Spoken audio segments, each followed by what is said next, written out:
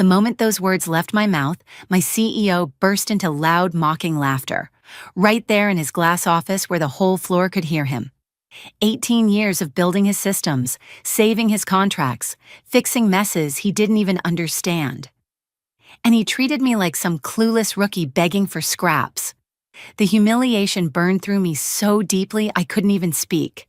But what he didn't know, what he never bothered to ask, was that the real power behind his entire operation wasn't his. It was mine, and I had the proof. If you want more stories like this, subscribe and tell me your thoughts. For most of my 15 years at Solara Dynamics, I believed loyalty still meant something. I wasn't naive, just stubbornly hopeful. I came in at 26, fresh from a smaller manufacturing plant where I'd learned how systems behave under pressure, how machines take on a personality, how workers' bodies absorb every flaw in a poorly designed process. Solara felt bigger, cleaner, full of possibility. Back then, I thought if I worked hard enough, stayed late enough, solved enough problems, someone upstairs would eventually notice. They didn't. Not really. But the people on the floor did. Jordan Pike on line 3, who'd memorized every shift in torque on the composite shaper. Layla Moreno, who could spot microfractures with her bare eyes faster than our scans. They were the heartbeat of the place, and everything I built came from watching them work. When I redesigned the load-bearing protocols on the aerospace frames, the ones that ended up saving Solara more than $3 million last quarter, it started with watching Jordan struggle through the old process and realizing how much strain we were wasting on inefficiency. My job title sounded fancy, manufacturing systems architect, but really, I saw myself as a translator. I took the language of real workers, real machines, real problems, and turned it into systems executives could brag about. Except, of course, they never said my name when they bragged.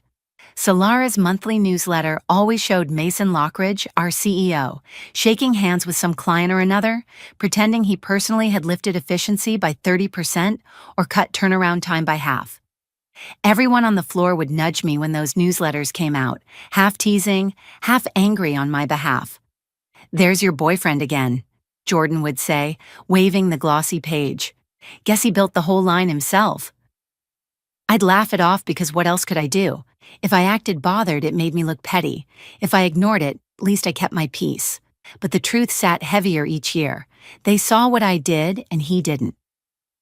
My office wasn't an office, just a station tucked along the edge of the design bay where the overhead lights buzzed and the machinery hummed like a restless animal. I didn't need a corner view. I needed working equipment and access to the floor. Still, every time I passed, Mason's glass-walled suite with its view of the mountains, something in me clenched. It wasn't envy. It was the quiet awareness that his entire career floated on the backbone of people whose names he'd never learn. I kept a notebook in my drawer, a worn leather thing I'd updated for years. Not a diary, more like a living archive of processes, sketches, experiments, things I played with at home on my own software long after the official day ended. I never imagined it would matter. Back then, it was just how my brain worked. Ideas didn't clock out at 5. I'd jot something down over dinner, test it on my laptop while the world slept, refine it until it made sense. Those off-the-clock ideas became the framework of nearly everything Solara bragged about. At the time, I didn't think about ownership or credit. I only thought about building systems that made people safer, faster, better supported. I believed in the work. I believed in the people. I believed that if I just kept giving my best, the company would eventually give something back.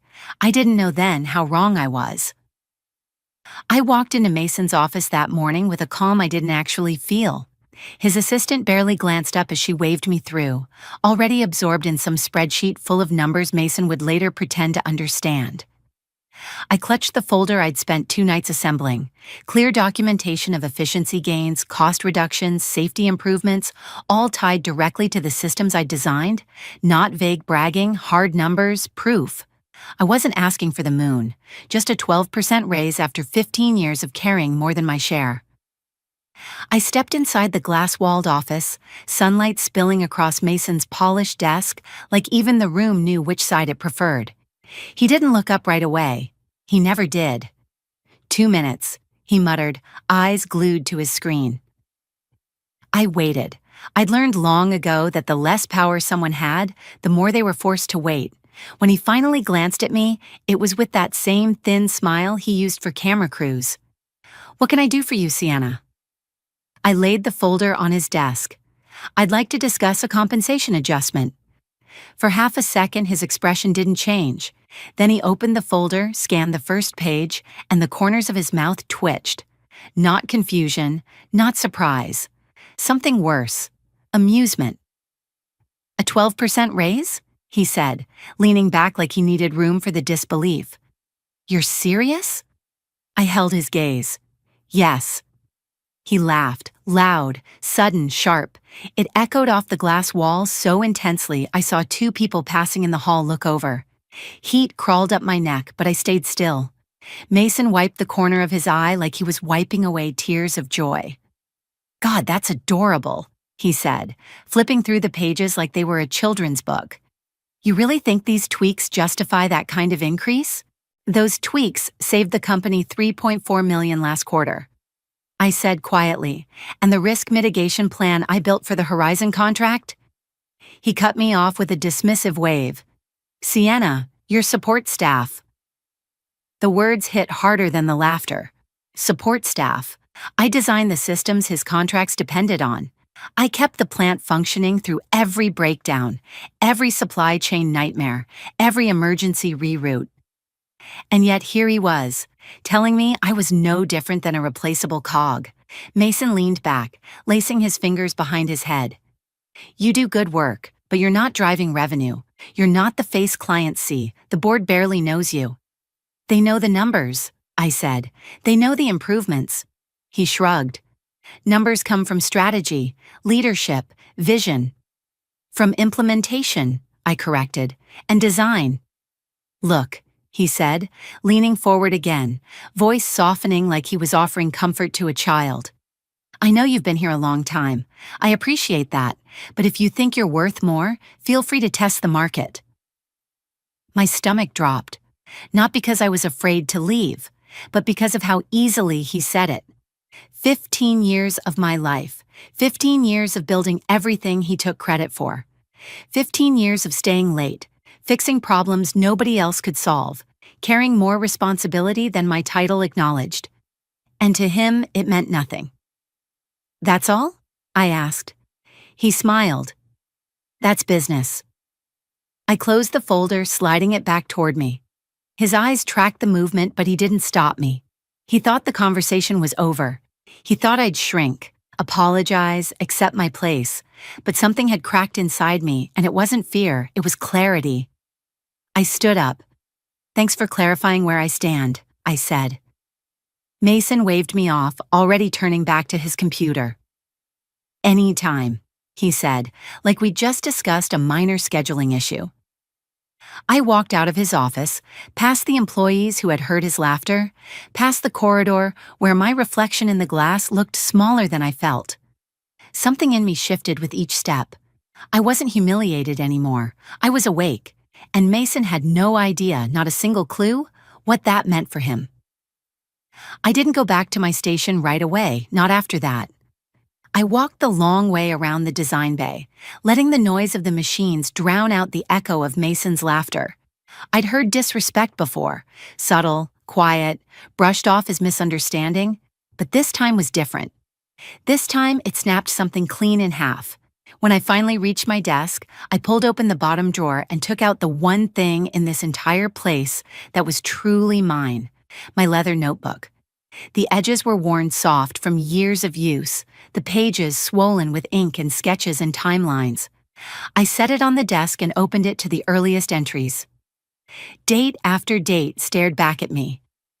Processes, drawn out in pencil, refined in pen, some taped over with updated versions. Alternative workflows modeled at home on my personal software. Stress diagrams improved through dozens of late-night iterations, all created off the clock. Not a minute of company time, not a single resource belonging to Solara.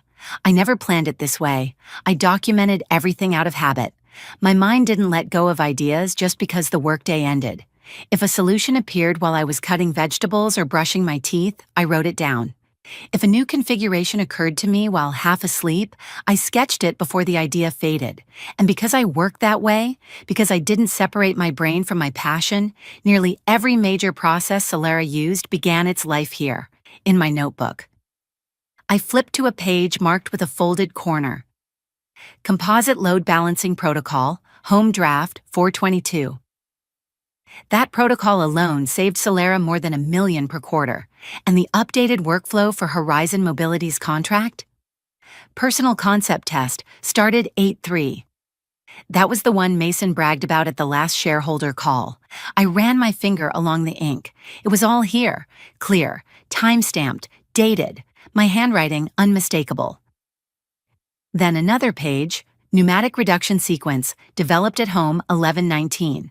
That sequence had cut workplace injuries to nearly zero. Workers thanked Mason for investing in safety, but it wasn't his investment. It was my sleepless night, my insight, my persistence. My hands shaking slightly, I opened my email archives. Not the work account, my personal one. I'd saved copies of everything over the years. Messages where I'd offered formal transfer of IP to Solara. Messages where I'd suggested licensing agreements or compensation structures. All brushed off, sometimes ignored entirely. Other times answered with lines like, "Just implement it. If it works, we'll handle the paperwork later." They never handled anything. They took the ideas and ran, because they assumed I wouldn't question it. They assumed I didn't understand my own worth. They assumed wrong. Another email caught my eye, one I hadn't thought about in months. A LinkedIn message from Talia Rivera, COO at Axiom Engineering Group, Solara's fiercest competitor. "Whenever you're ready, I'd love to talk. We need people who understand real manufacturing." I'd saved it but never replied. Loyalty had kept me here, or maybe fear had. Fear of rocking the boat. Fear of being seen as difficult. Fear of losing a job I had given half my life to. But the moment Mason laughed in my face, that fear evaporated. I wasn't the powerless support staff figure he imagined. I was the architect of everything that made Solara function. And sitting there in the hum of the design bay, surrounded by machines running on my work, I finally understood the truth. Mason hadn't just underestimated me. He'd built his empire on a foundation he never owned, and now that foundation was in my hands. I didn't call